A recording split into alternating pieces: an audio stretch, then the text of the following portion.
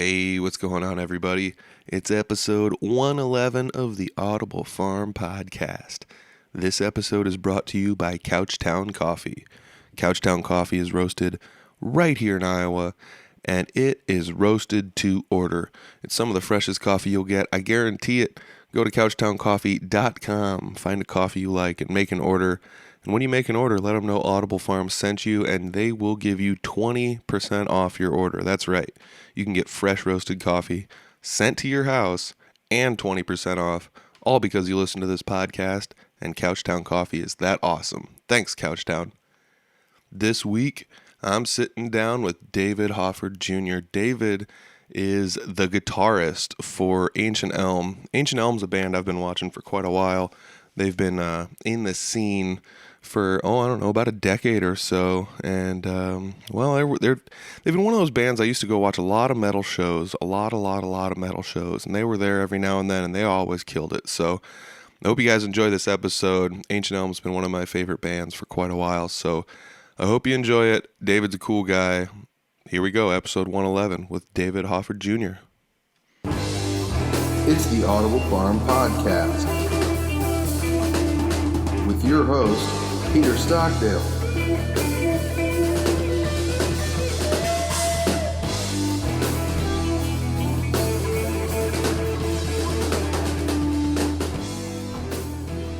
All right, so today I'm sitting down with Dave. I guess we're going to go with the mononym on this one.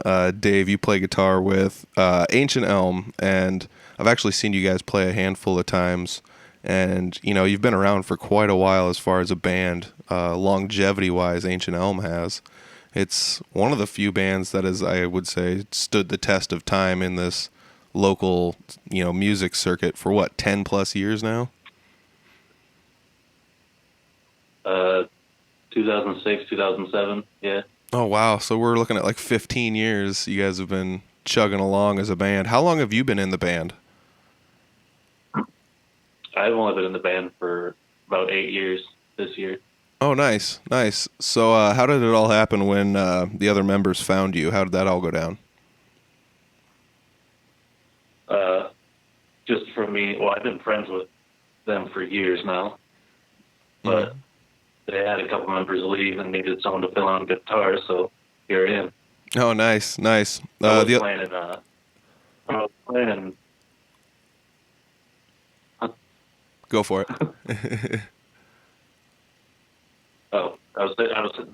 My first band, Lion Slicer, we had Taylor playing drums for us for a little bit, and then I decided to join Ancient Elm. They asked me to join. Oh, cool. Yeah, Lion Slicer. Oh, and I was in Sinister Theory for a while, too. What was the other band? Sinister Theory. Man, this audio is junk-o. I can barely hear the other band. I remember you were saying something about Lion Slicer, and you shared some pictures of that from back in the day, not terribly long ago, and I remember seeing those online. Oh, yeah. The other members in the band, Ancient Elm, are Eric and... First. Oh, go for it, man. The audio's on such a lag here. I'm interrupting you half the time you're trying to talk. Oh, it's cool. I don't even remember what I was saying about Lion Slicer now. Oh, that's cool. But yeah, the other... We used to this town. This audio is giving us heck. Go for it, man. Whatever you wanted to say. I said we used to be called This Town Shall Burn before we went to Lion Slicer. How long were you in Lion Slicer then? Oh, jeez. This is the worst audio and video connection I've ever had for the podcast, bar none.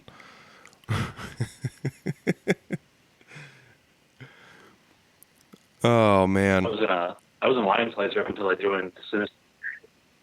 Sinister Theory? You were in Sinister Theory for a while? Yeah. Oh, I didn't know that. I mean, they're another band that's been around for quite a while.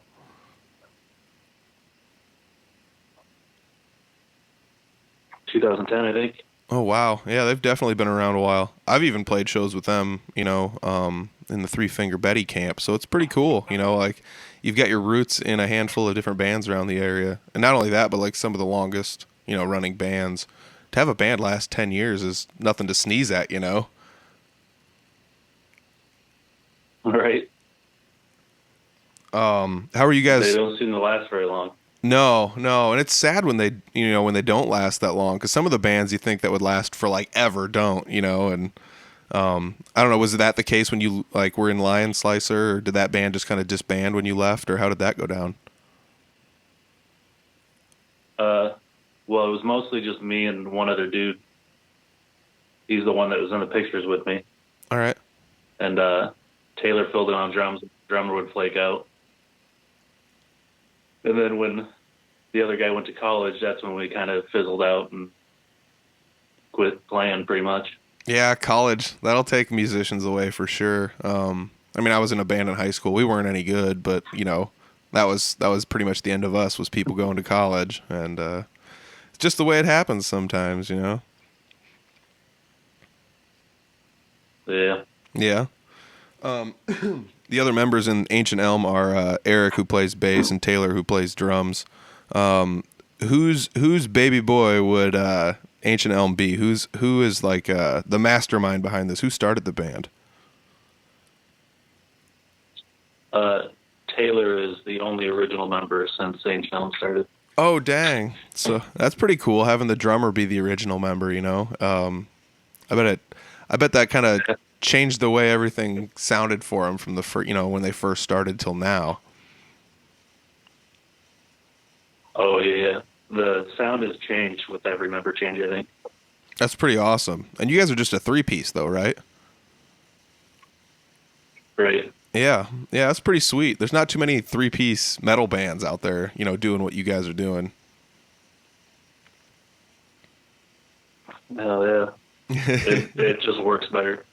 It does work pretty good with less members. It's less hassle. It's one less person to have to check the schedule, and one less person to maybe not be able to make a show or something. So maybe you guys are like, oh yeah, you're like the metal version of Rush in Iowa. I wish. Oh man, how many albums does Ancient Elm have out right now? I know there's some online on Spotify and stuff. I'm gonna say like 4. Like 4? Are you guys there's one.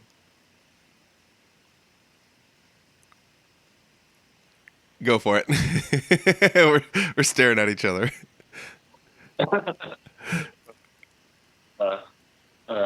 There's one actual full length that they did way before, like the very first one, and it sounds like Iron Maiden or something. Cool. I'll have to get it to you sometime. Oh, that's awesome. I don't know if that's on Spotify or anything or not, but you guys do actually have a pretty good following as far as like people streaming your music online. Yeah. It's weird. It is pretty awesome though. I mean, as far as like the Iowa bands and stuff, I mean, I get on the Spotify and I creep through what people have going on, as if I can find it, and throw it in playlists and stuff. And I look at who has how many monthly listeners and stuff. And you guys are pretty stacked as far as monthly listeners on Spotify for like a DIY metal band from Iowa. Yeah. What do you attribute to that? I hear the music all the time, so. Yeah, I guess it's a little different if you're the one always playing the music and listening to it. What do you think you attribute to some of that online streaming success that you guys have had? I'm not really sure. We post a lot of dumb shit when we're on tour to get people to listen and just interact, you know what I mean? Yeah. I mean, you guys are definitely always having fun, posting pictures of you guys either in the van doing goofy stuff or after the show in a hotel doing goofy stuff. And, it kind of makes us, as fans or people that are like paying attention online, it kind of makes us feel like we're there with you, So, I mean, as much as, right. You just said it, quote unquote stupid stuff, but to people like us, it's like, this is really cool. We get to see what it's like, to be on the road with these guys. And, right. I play in a band, but I've never been on any tours. What was that? Oh yeah, I said behind vaudeville. Oh God, audio's choppy again. Something about vaudeville? I said, or puking behind vaudeville. Oh, that's a sad deal that's never going to happen anymore. Vaudeville is a crazy cool place. I mean, I could just go.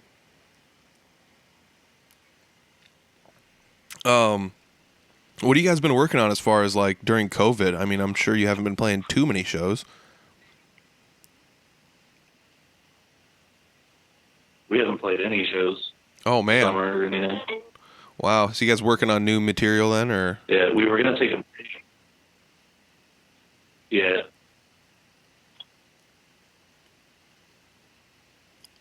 We were gonna take a break and record this summer, but then everything got fucking canceled. Yeah, it's kind of a crap deal. I mean, you guys especially, you guys were for people that don't know, Ancient Elm like once a year would go on what I would just call like a mini tour. You would hit like 10 dates across the US, maybe like one in every state, and book your own shows, DIY Right. tour, It's not like you guys had an amazing booking company that said these are the places where you guys are going to have hundreds and hundreds of fans, and you guys are doing it all yourself.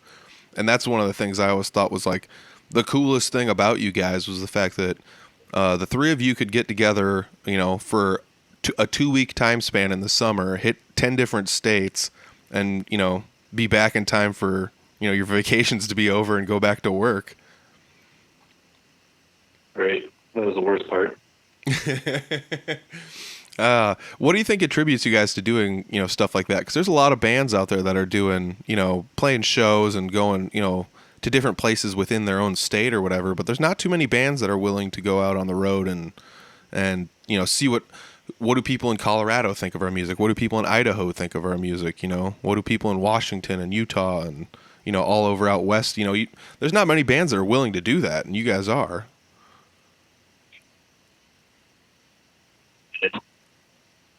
Yeah, it's I don't know, it's crazy because we don't know how they're gonna react when we get out there. Mm-hmm. Taylor does all the booking, What a stud. and we just pick a spot. Well, we tried a booking agent once, and it did not work out. I've heard mixed reviews on using a booking agent, which is one reason like I've tried my best to steer clear of doing anything in that avenue because it doesn't always work out the best, and I don't want to have anybody hold any ill will towards me. But that's got to be a tough gig too, to be like a booking agent, be like, go play here. I can't really guarantee that people are going to show up, at this bar on a Tuesday night, but here's a place to play, and it's not always the best. Okay. Have you guys ever like come back to a town? So, Oh, go for it. Go for it. What, you were going to say something? I was going to say the first time we used a booking agent was the first time we toured with Dark Mirror, and we got to one show, and the venue didn't have any idea that we were going to be there. Oh my God. What did you do? What did you do? Yeah. They offered us, they said we could play to nobody, or they just gave us free drinks, and we chose the free drinks. What a load, man. That's insanity. Oh man. And that kind of stuff does happen, Next time. What was that last part? I said, I'm sure the next time we talk to Clint, he'll tell you about it. Yeah, I'll have to ask Clint about that, For people that don't know, Clint's the drummer in Dark Mirror. He also plays drums in the band I'm in, Three Finger Betty. So, it's really cool. I do recall actually that you guys went on one of those mini tours together. It was pretty sweet, but I guess I didn't realize that you guys got snubbed on a show like that, That's pretty extreme. Yeah. I think there was a couple of shows that were pretty shitty too. Yeah, I mean, you're going to have that sometimes. But did you ever go to a place where, like, the first time you went there, there wasn't, like, a huge crowd, but the next time you came back, there was, significantly more people? Like, oh, somebody remembered that we were here last year, and they came back out. Oh, yeah. We got that happens to us a lot in Dubuque. We played it a lot, and, well, actually, a lot of people come and see us. It's weird. That's pretty awesome. Dubuque. Or when we went out west, there were more people. When you go out west, there's more people, you say? Yeah, compared to the first time we went, we have a lot more people coming out to see us. That's pretty cool. So I guess like even though the first time going out might be a little bit rough, the next it's only going to get easier. It's probably no different than just playing your local circuit, but on a larger scale. Right. Are you guys working on new material during COVID now, or what have you guys been doing as a band? We just been writing. That's about it. That's it seems to be the way a lot of people have been going about it, especially since you're not playing any shows. You're not playing you're not going out doing intermittent gigging. And Three Finger Betty, we've been working on some. We've been working on some stuff in the Three Finger Betty camp, but it's about the same as any other time. About a new song every month or so we kind of introduce, and if we get the opportunity to play it, we'll play it, I guess. But we haven't even really been playing too many shows, and for the most part, we've been just kind of like, yeah, we'll play a show if you book us, but we haven't really been looking terribly hard to play a show either. Yeah. Yeah, it's kind of weird stuff. What's your take on all this? Like, if Ancient Elm booked a show, do you think you guys would play it right now, or are you guys kind of just resting on I want to say resting on your laurels because you're making new material, but would you guys probably be like, yeah or no? What do you think? I guess it depends. I don't know. I personally would probably just skip it. You know what I mean? Mm-hmm. Yeah. Just continue writing. Yeah, I will have to say, okay, I'm not much of a music writer myself, but like when you're in that mode and somebody takes you out of that mode, it's pretty difficult to get back in that mode. Right. Yeah. Especially because we want to get rid of a lot of our older songs. Oh, yeah. We've been playing for like the past 5. Yeah, I mean, I guess you guys have enough material now that like it's like we need to drop something older off to put something new and fresh on there, and that's pretty wild to have as many albums as you. I'm in a band that just has like one studio album out, so if people go see us live, it might be like 50-50 new stuff, but with you guys gotta crank out some new stuff because like you said, once you've been going for 14 years. There's a good opportunity that people have heard the stuff that you've played before, so it's pretty wild. I do actually, I really dig your guys' tunes. I don't know how I would describe it, but like, what would you? I mean, it's metal, obviously, but metal is such a broad term. Like, do you have any like thing that you would call it, or do you have like a branded term for your music? I don't have anything that I call it, but a lot of people call it like stoner metal or sludge. Oh yeah, I could see that. I don't know if I would pigeonhole you directly into the sludge metal or doom or stoner metal categories, because it's definitely not just that. So, yeah, but it fits really close. It's pretty cool because you guys have really good rhythms as far as like what you guys got going on. There's even some leads going on that you're playing. Kudos to you. Hats off for being a badass guitarist, and being able to do all that yourself. It's not easy being the only guitarist in a band. There's nowhere for you to hide. Right. So I fuck up everybody. Go for it. I said, if I fuck up, everybody hears it. Very true. Very true. Yeah, at least I've got some other people to lean on in Three Finger Betty, like another guitarist. Was that hard for you to like be the only guitarist in a band, or were you used to it, or? No. The other 2 bands I was in, we had another guitar player, but I was pretty nervous when our second guitar player, when he decided to quit. I didn't think I'd be able to do it, but I don't know, it's easier, I think. You think it's easier without another guitarist? Yeah, because I get to write whatever I want. Not have anyone. Yeah, totally. That makes total sense. Because I mean, like, the other end is like, if you have 2 guitarists, one person might write something, the other person might, I can't play that, or it doesn't sound as good as this, or you end up with this weird thing where it's like someone's got to give and take a little bit on what's going on, and it's not always easy to. Work with multiple members and stuff. And I think that's one of the reasons I think like our bands work so well together is I kind of just let the people who write the music give most of, the attention to that, and then I just come in with little bits of ideas like here and there and pepper them in instead of relying on writing it all myself or anything like that. Well, Taylor and Eric contribute to a lot of the guitar writing too sometimes. Mm-hmm. Do they play guitar or? Eric plays bass. He'll play guitar every once in a while. Oh, cool. So do they? But sometimes he'll. Go for it. Sometimes Eric will play shit on bass, and I'll be like, "That'll sound badass on guitar," and then I play it on guitar, and it's badass. Nice.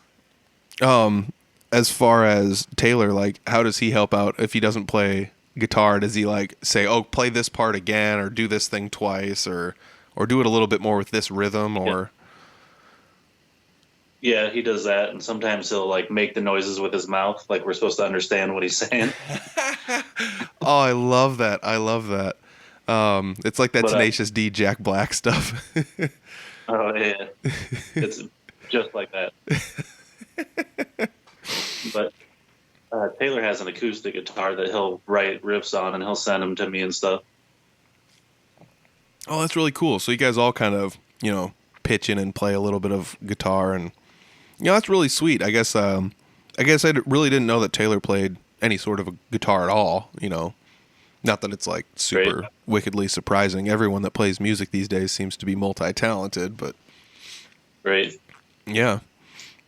Have you always been like a guitarist? Is that your only thing, or did you ever start on drums or bass or anything like that, or you play like piano growing up, or?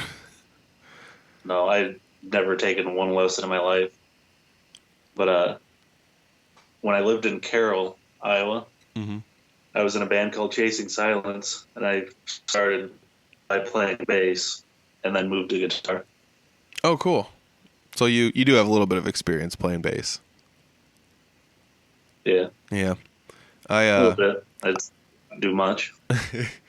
I always like it's always like a kind of a hot button issue or topic when we talk about it. It's like I play guitar primarily, but I can play a bass. It's no different than I would say like you can play a bass, but like it's a different beast playing a bass and a guitar. Like they fit differently and within a band. It's not as cut and dry exactly the same as most people might think it is to play the bass and the guitar. Okay, yeah. I would definitely say the guitar. Go for it. Oh, I just said definitely. Yeah, I think the guitar like lends itself more to like noodling a little bit. You can get a little bit. You can fly by the seat of your pants a little bit more with a guitar than you can with a bass. A bass has to be like at least a little bit structured, and right. Do you guys excuse me, as far as like writing, all that kind of stuff, do you guys ever try to like perform any like weird harmonies and stuff with just a bass and a guitar? Because I mean, if you got two guitars, you can play harmonies against one another, but with just a bass and a guitar, do you ever try anything like that, or? Yeah. We do that a lot. Eric will be playing something, and he'll be like, "I'm playing this note, so you should go down and play this note." Makes sense. Works out pretty good sometimes. Yeah, I mean, to double the notes constantly. Like if you're always just doubling what the bassist is doing, sometimes it can get a little mundane, So sometimes if you guys switch it up and throw that stuff in there. The coolest part about there is if you throw it in there and it fits well, people don't even know you're doing it. It's like, man, this is extra heavy, and I don't know why. And it's like, oh, they're doing fancy stuff. They're not just doubling down on everything. Yeah, he's usually playing something different than I am during the songs. That's pretty awesome. So it works out. Yeah, man. I mean, kudos to you guys. I as my approach, I play a lot of rhythm guitar, so my game plan, I guess, as just a rhythm guitarist, is to kind of double the bassist and throw in fills when the guy playing lead cannot. But right. It's geez, I got a cough I can't get rid of. No, it's really cool that you guys have gosh. Man, this is gonna be like the worst podcast with all my coughing. You guys have a really good dynamic as a band, and I don't. It's not that I don't see that in other bands, but you guys seem to get along really well. As brothers or whatever, as peers to a band, and you guys, not only that, but seem to be able to write and perform music very well. Not that that's not a commonplace activity in Iowa music, but I've always been pretty blown away by you guys. I recall watching you guys open for you were opening for Dead Horse Trauma in Fort Dodge at a show once, and yeah. What's that? I was just agreeing with you. Oh yeah, you guys. I remember that show. You opened up for Dead Horse Trauma, and I was like, "Oh snap! Dead Horse Trauma is going to be in Fort Dodge." And I was like, "Oh geez, Ancient Elm's opening up for him." And if I recall correctly, I even said something to Clinton Kelsey, and they drove up from Des Moines and watched the show with me up to Fort Dodge. But it was really cool, and it, like nothing against Dead Horse Trauma, but I feel like you guys kind of stole the show a little bit, at the beginning. And it, like I said, I was there to see you guys, and everybody knows Dead Horse Trauma and how much they haul. They're one of those bands that tours nationally, even around the world to an extent. And they were in little Fort Dodge, Iowa, and you guys were opening up for them. And I thought you guys absolutely killed it. The place was packed, people loved it, and it's. Well, thanks. And it had been a while after that since I had seen you. The next time I saw you guys play live actually was a show we were booked on together. We played up in Humboldt, which is my hometown, and brought you guys with. And Humboldt's a town, people love that metal and stuff like that. So I feel like there were a lot of people that were really blown away that we brought you guys in with us. And not that Three Finger Betty's not doesn't haul ass or anything, but people know what we are, and they didn't know you guys that well. And I was like, if you like metal, show up early. This is gonna be something great. And some of my buddies showed up and were like, dude, where are these guys from? And it's like, well, they're based out of like the Sac City area or somewhere over there. And they're like, what? Like, yeah, they're from Iowa, and it's pretty. That was a good show. It was tons of fun. It was it worked out really well for everybody. Playing those smaller towns can be kind of dicey sometimes. You never know how the crowd's going to react or who's going to be there, if anyone's going to show up, etc. But it was really cool to have you guys come out and play a show with us. It was really fun to be able to do that, because like I said, I spent a lot of time in my 20s watching bands play live, and I watched you guys play live. I watched, Dark Mirror, and you guys would play shows together occasionally and stuff. So it was really nice to be, the band that got to play with you instead of just being the person that went to go see you guys play live, Yeah. So, I don't know. Yeah. As far as I'm concerned, it was kind of like one of those like check it off the bucket list kind of deals for me. I've always, I guess as being like a 20-year-old and, watching my friends play music, I was always kind of like, man, I wish I could do this thing, or I wish I could do that thing, or it's really cool that these guys are playing these shows, and when I finally got the opportunity to play some shows, I was like, I'm going to knock some things off my bucket list. And one of them was definitely playing with you guys. And you guys have always been pretty awesome as far as I consider, like live. Sometimes you bring your own lights with you and do your own light shows and things like that. It was definitely one of a kind. I really do, appreciate you guys doing that. You guys are still based out of like the Sac City-ish sort of area, kind of, right? Yeah, we all live in Sac City now. Okay, yeah, I was gonna say I knew that some of you guys lived in different areas and kind of had one centralized location. Do you guys find it weird to book shows out of Sac City? What do you mean? Like book shows in Sac City? Well, I mean, like if you're a Des Moines band booking shows in Des Moines, it's pretty easy. Everyone seems to know you pretty well. But do you guys ever find it weird when you're like try to book a show in Des Moines and they're like they're just like, what? You're from Sac City, like. Yeah, I don't know. I suppose that'd be a question for Taylor since he does all the booking. You know what I mean? Do you ever have anybody at shows like say anything like that when they're just like, where are you guys from? And when you say Sac City, they're just like, geez, Most people don't even know where it's at. Well, I mean, honestly, I just I know the general area of where it's at, but if somebody said drive to Sac City without a GPS right now, it might be a little rough. What about What about new music? You guys are recording new music or writing new tunes. What kind of stuff do you think you're going to be putting out? EP or like a 6-song type of half album, or we're going to be trying to go full album on this? I think we're going to try going for a full album. We'll see how it goes when we get there, I guess. Yeah. Do you think it would be... Let me ask you this, as far as like the way that the music scene goes down today, do you think it would be easier or tougher to do a, full album or EP, or what fits the mold nowadays? Because it seems like it's changing quite a bit. I don't know. I feel like it'd probably be better just to keep it like short and sweet, Yeah. Don't want to bore people and just throw it on Spotify and see what happens. Yeah. I mean, I've seen a lot of bands kind of discussing this in their own camps and things like that. And a lot of bands are coming to the conclusion that writing an EP, serves their purpose better nowadays, because you can maybe put 2 out a year, if you really work at it, and I've had some people say, like, the days of a 12-song album are kind of past us.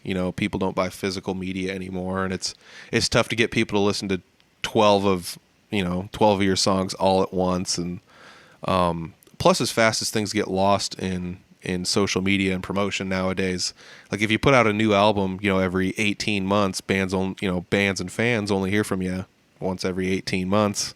But if you put one out every 9 months, Right. a little EP every 9 months or 6 months or whatever, people hear from you quite a bit more often, and might keep you a little bit more relevant. Like I said, I'm not much of a songwriter, so I don't know. My opinion on this might be moot, but how do you feel about all that kind of stuff?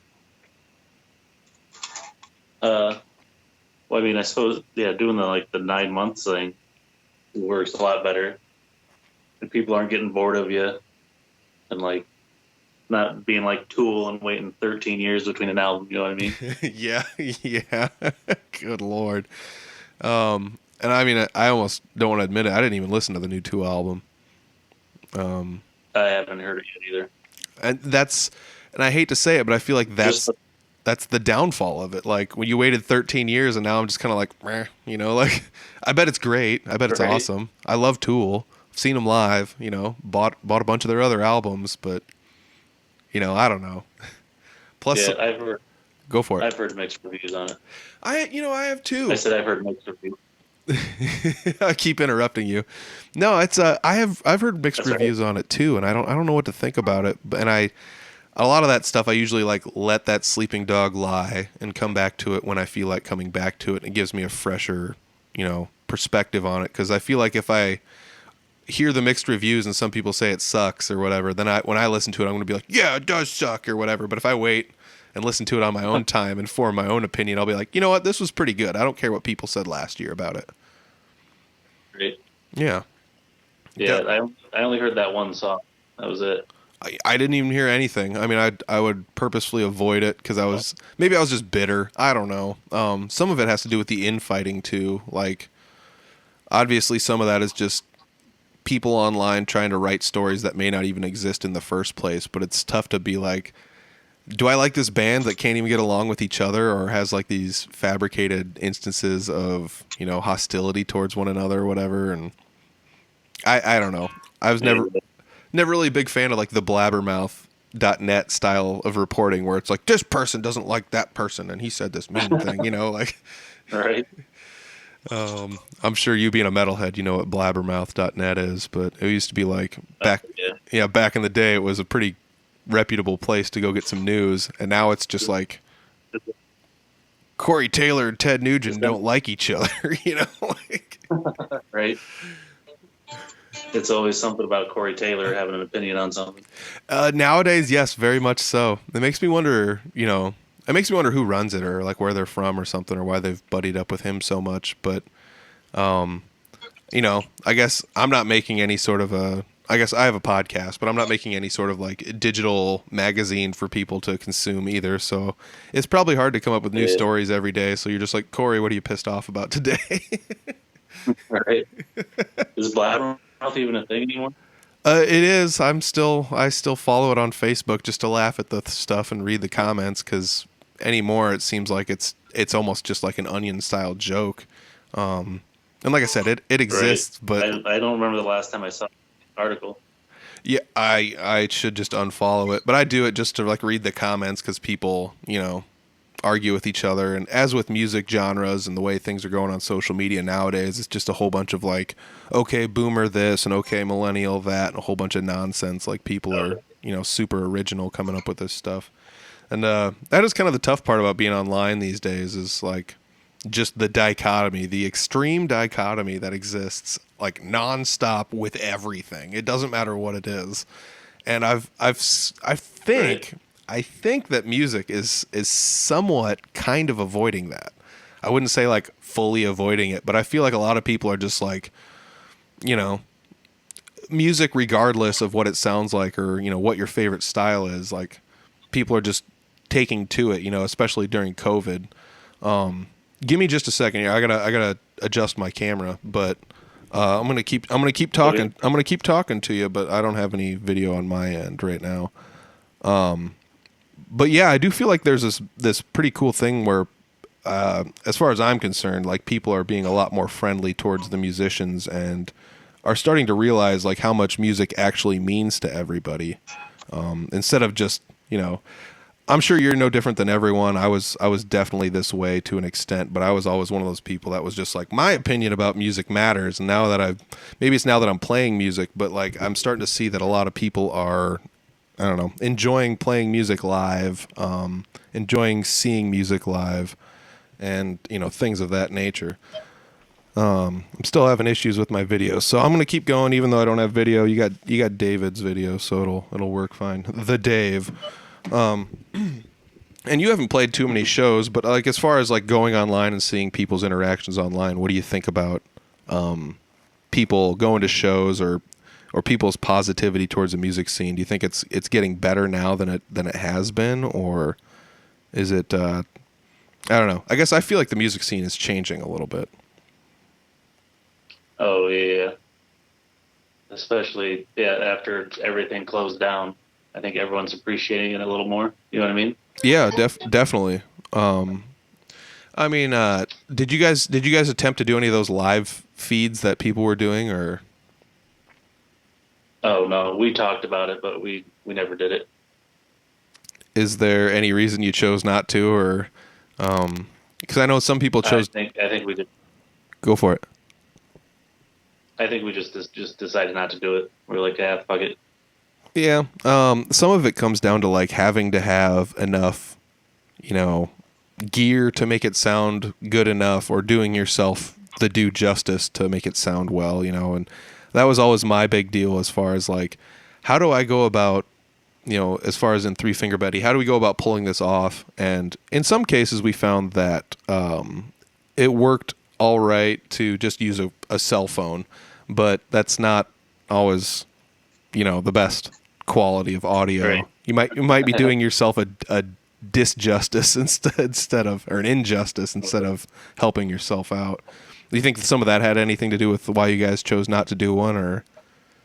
Yeah, I mean, we don't have a lot of bad recording equipment or anything, so it would have just been cell phone audio. Yeah. And I mean, we did the cell Probably phone. really crappy. We did cell phone audio, and it was okay. I'm gonna say it was okay. That's how we're gonna put it, and we're just gonna leave it at that. It wasn't terrible. It got the job done. It did what we needed it to do, but at the same rate, it was kind of still just like, you know. And I'm not against the cell phone footage. I've pulled some pretty good cell phone footage from shows as far as just setting your cell phone on a tripod and going with it. And it, like I said, it works pretty good, but when the louder the stuff is, the heavier it is, the less awesome it works. And that's an unfortunate thing, but it's just kind of the way it goes. I do have stuff to like record live and do things like that, but it's heck of a setup too, even just to have like a simple interface to mic everyone into, and then you got to go to a computer and throw headphones on and make sure it sounds good on there, and then sync it with the audio and video. I mean, it's a nonstop battle as far as I'm concerned when it comes down to doing stuff like that. But do you guys ever see yourself going that route anyway, or do you think that like the digital online shows are going to be a thing that sticks around once live music comes back, or do you think that people are just gonna prefer to go see it live instead of Facebook? I don't know. I have a lot of people on my Facebook that are kind of bitching and complaining that they can't go to shows yet. So I think once everything reopens and everything's okay, people would rather go to a live show than watch it on their computer or cell phone, you know? Yeah, definitely. I do know that like some people were able to pull off, fairly complex-ish setups. At least have multiple camera angles and things like that going on, where they could had their audio levels perfect and all this other nonsense. But it's also a little bit easier for one guy in an acoustic guitar to do it than it is for a full band, too.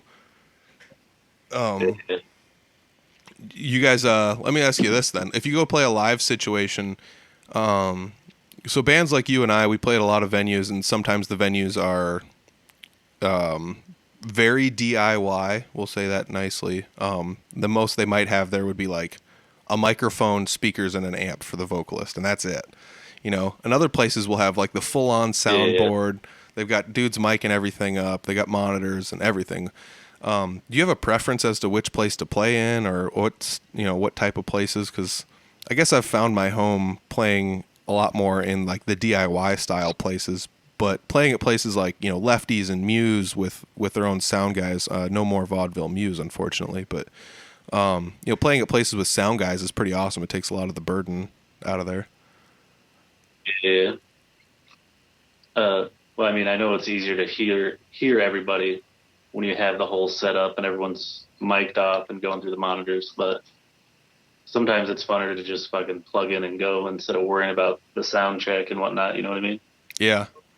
Yeah. It's that total like punk rock mentality of just plug your guitar into the amp and go with it. And I mean, they both work okay, but you just as well as I know that just plugging in and going sometimes doesn't yield the best results. I do know for a while you were running like a semi stereo rig. You had like one guitar cab and then another guitar cab.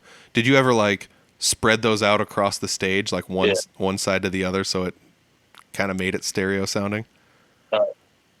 Yeah, well, that was the whole reason I started doing that, is so it kind of made it sound like there was more than one guitar. But apparently it gets too loud on Eric's end. Oh. So I kind of just started putting them together. Like if I had one of my stacks over by him, he would say that it was too loud or he couldn't hear much. Mm-hmm. Yeah, I mean, you definitely get some of that. I really dig the whole like stereo sound setup. For a while I was doing something kind of like that. I got tired of dragging gear everywhere. This is my big deal.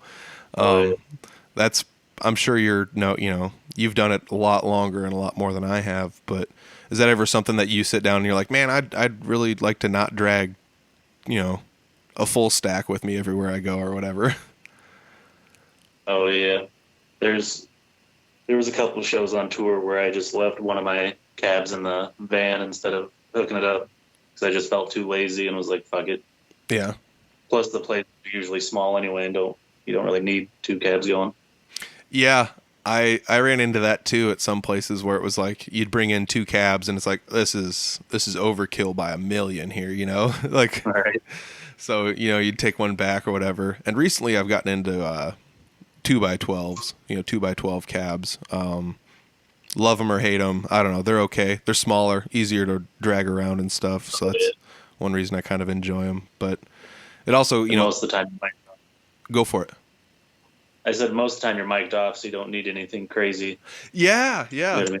At those like places where you can just mic it up and stuff like that, you could bring a 1x12 combo and you'd be just fine. All right. I wouldn't recommend it, but I remember hearing about one show where they were like, we've got amps and everything's like here for you. You don't need to bring anything. And the band showed up, and I believe it was a Dark Mirror story from back in the day, but they showed up to play. They were like, all you need is guitars and a drum set. So they brought their guitars and the drums, and they go to like plug into everything, and all they had was like those little 8-inch Roland cubes. And they were like these tiny little like combo amps, like smaller than my head on stage.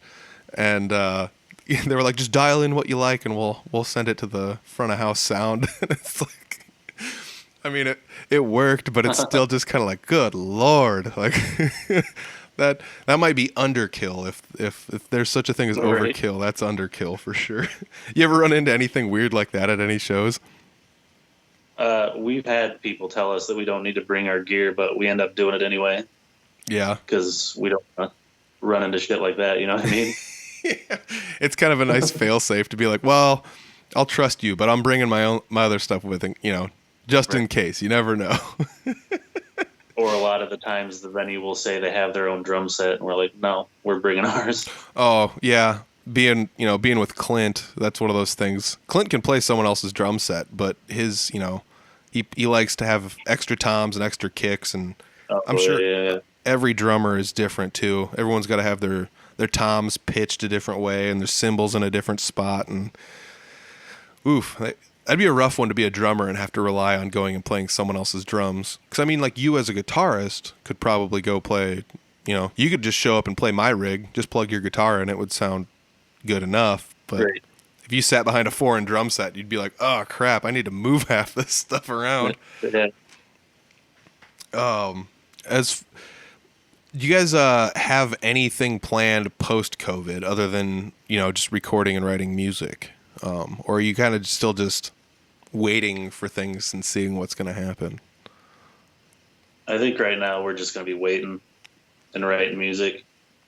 Probably have a couple albums done before everything reopens, fully. Oh, that's awesome. That'd be super cool to be able to have an EP to release and then have another one on the shelf for later.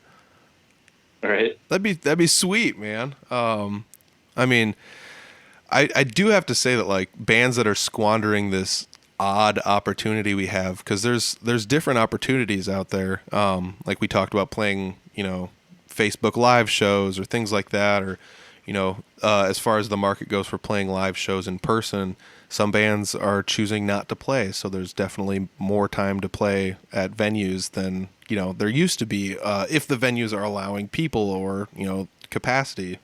But it's it's really cool that you're not squandering this opportunity. You guys are writing new music. You guys are getting things ready for the future, for new albums, for new music, and all that other stuff that some bands are literally doing nothing more than nothing. And it's kind of weird to see bands Right. doing that stuff. Yeah. Did you guys I mean, I know. go for it? I was gonna say, I know. Bars and venues are opened up, but they're not at full capacity. You know what I mean? Mm-hmm. Yeah. I think it'd just be funner to wait it out and play to more than just a couple people.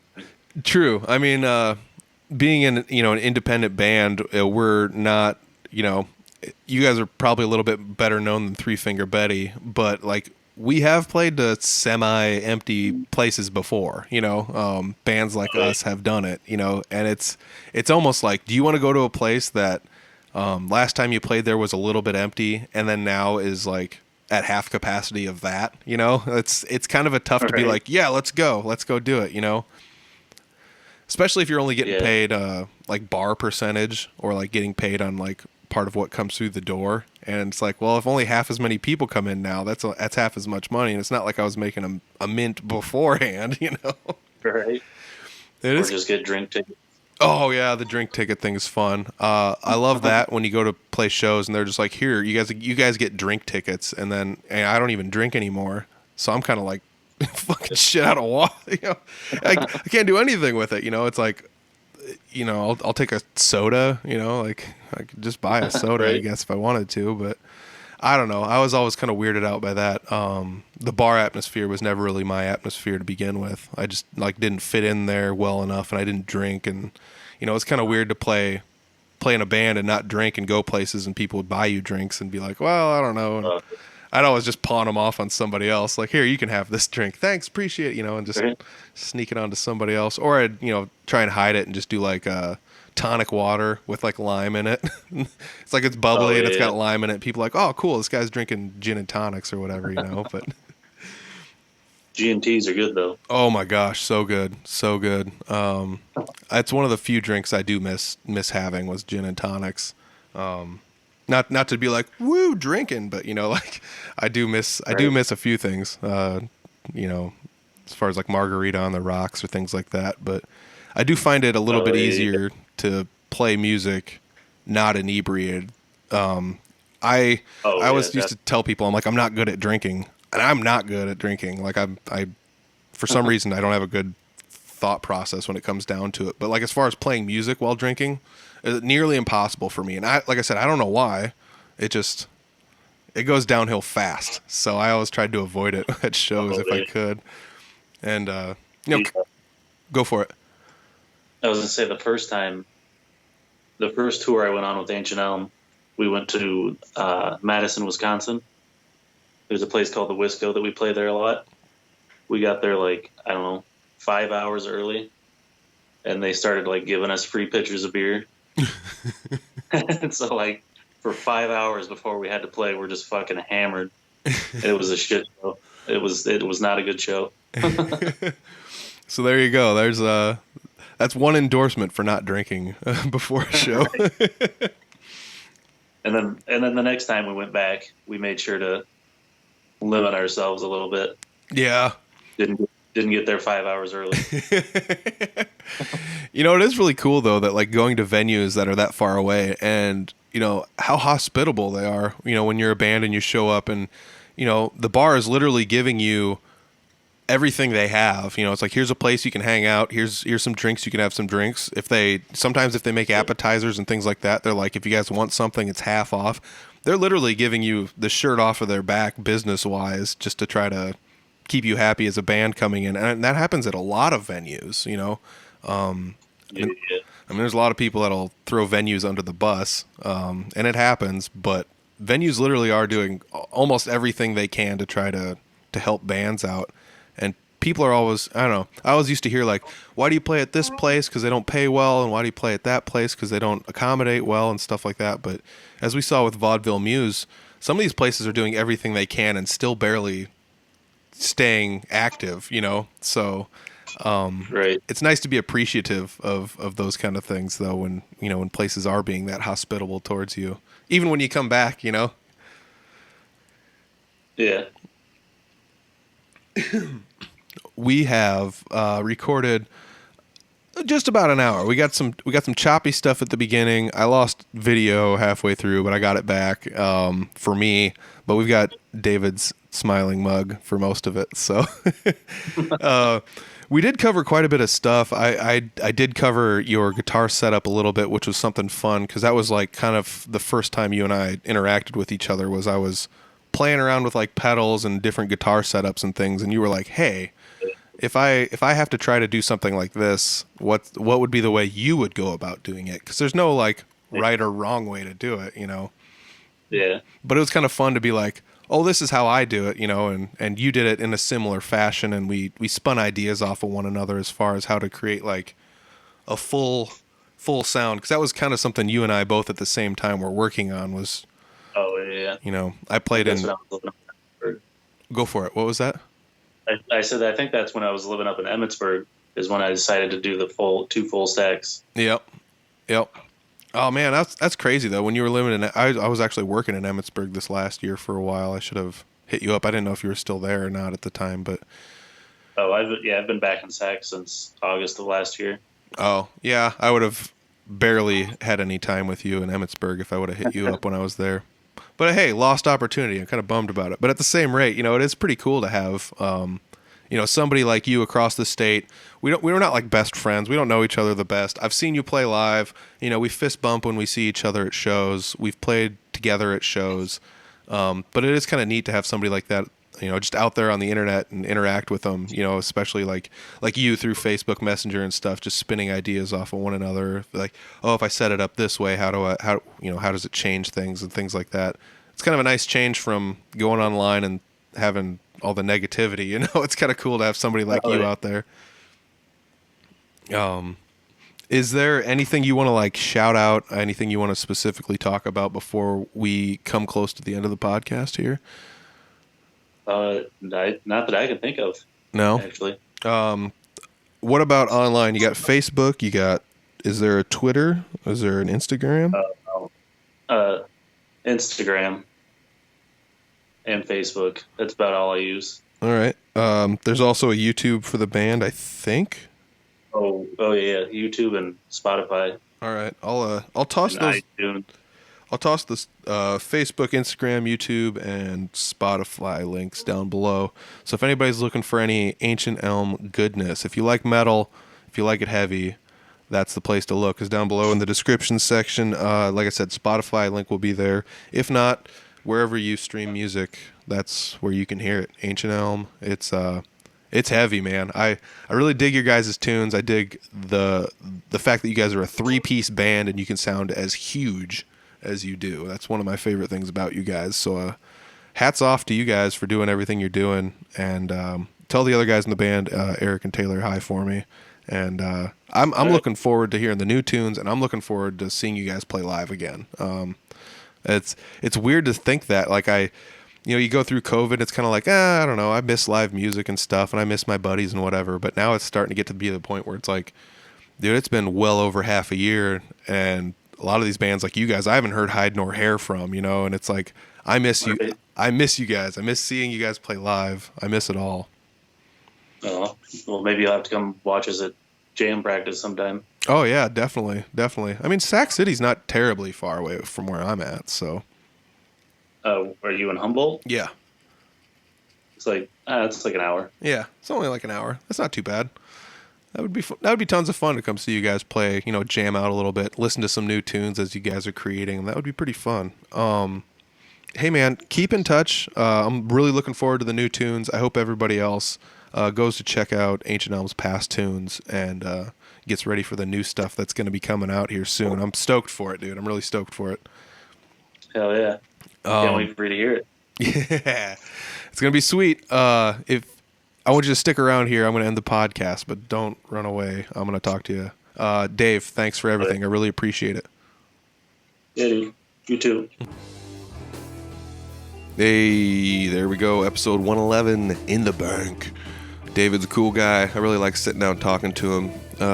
We kind of became friends online after discussing different guitar setup styles and things like that. He's got a pretty cool setup. He's got that stereo rig going when he plays live, so that's pretty neat. I hope everybody gets the chance to check out some of their links down below. Like I said, Ancient Elm's been going for quite a while, and they're one of my favorite bands. Like I said, I used to go back and watch a lot of metal shows back in the day. And I'd, go down to Des Moines and all sorts of places. I recall seeing Ancient Elm and a handful of other places as well. Not only that, but I've played a show with them. So check that one off the bucket list. It's pretty cool. I got links down below to all of Ancient Elm's stuff. So check it out. Especially go listen to their music on Spotify. They've got a pretty decent following on Spotify. It's pretty cool. So check it out. All the links are down below. I got to say huge shout out to Dave for finding some time and sitting down with me. We've been trying to do this podcast episode for quite a while, but he's been busy. He's been moving and doing stuff and life things, and I'm stoked to hear some new Ancient Elm stuff that's gonna come out of this little break they're taking that, well, I guess most of us are taking in some fashion or another. So check it out. I got all the links down below for all the Ancient Elm stuff. There's also links down below to Audible Farm stuff. You can check it out, audiblefarm.com for everything. Otherwise, shop.audiblefarm.com to find the shop. There are t-shirts and hoodies and stickers available in the online shop. There is also the Audible Farm Patreon page. Video versions of the podcast. This one and everything from 100 on will be on the Audible Farm Patreon page. And those are just $1 a month. So you're going to get 4 or maybe 5 episodes, depending on how the month shakes out, and it only costs $1. So if you guys are interested in that, check that out. Otherwise, the podcasts are always free for anybody that wants to listen to them. Even on YouTube, there's going to be an audio version that's still free. So check it out if that's what you like. Otherwise, if you're interested in the Patreon, you say, what do these videos look like? Well, I got video clips on the YouTube channel as well. So check it out, youtube.com/audiblefarm. Hit subscribe if it's something you'd like to do. And hey, I got to say thanks to all the listeners, and thanks once again to David. And go check out some Ancient Elm. It's some good tunes if you like metal. So check it out. Appreciate it, David. And howdy to everybody in the Ancient Elm camp that's listening to this. So we'll check you guys next week. Got another episode coming in next week, and it's going to be a great one. So we'll see you guys. Peace.